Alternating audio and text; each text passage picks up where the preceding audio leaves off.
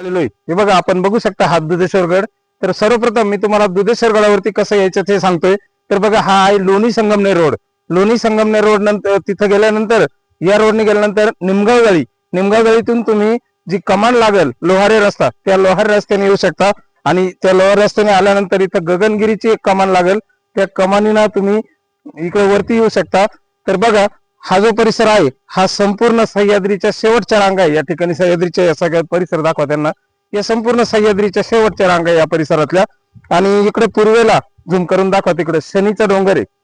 तर तुम्ही इकडून आल्यानंतर निझर्णेश्वरला येऊ शकता, त्याच्यानंतर दुधेश्वरला येऊ शकता, त्याच्यानंतर इकडे निझर्णेश्वरला जाऊ शकता, त्यानंतर शनीच्या डोंगरावरती जाऊ शकता।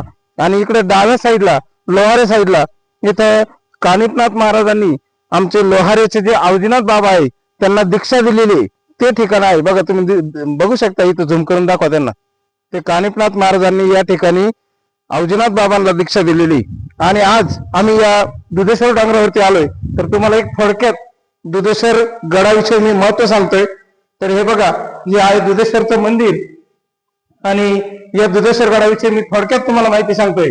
तर दुधेश्वर हे निमगावदरी तालुका संगमनेर जिल्हा अहिल्यानगर या गावामध्ये असणारे एक प्राचीन शिव मंदिर आहे।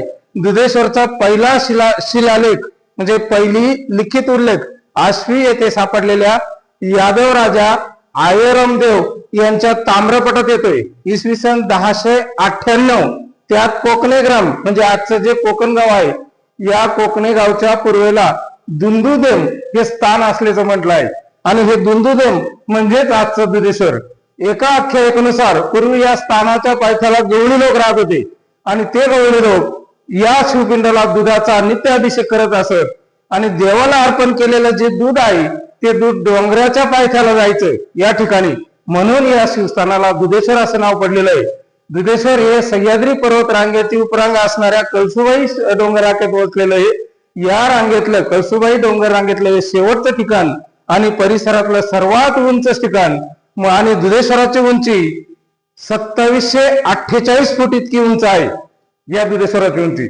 इथून पुढे छोटेसे ओढे नाले पण उगम पावतात। इथं पूर्वीची एक काट नावाची नदी उगम पावली असं म्हणतायत, ती इथून जाऊन पुणतांब्याला मिळते। दुधेश्वर शिखरापर्यंत पूर्वी जायला दगडी पायऱ्या होत्या, परंतु त्यातल्या एका पायरीवर शिवचरणी कुसाजीने घडवले असा शिलालेख लिहिलेला आहे। आणि तो कुसाजी म्हणजे इंग्रजांविरुद्ध संघर्ष करणारे उत्तर पेशवाईतले निमगाव जाळीचे सुपुत्र त्रिंबकजी डेंगळे यांचे बंधू होय, कुसाजी डेंगळे असं त्यांचं नाव आहे।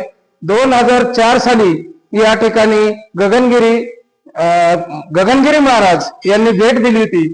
इकडे दाखवा खाली।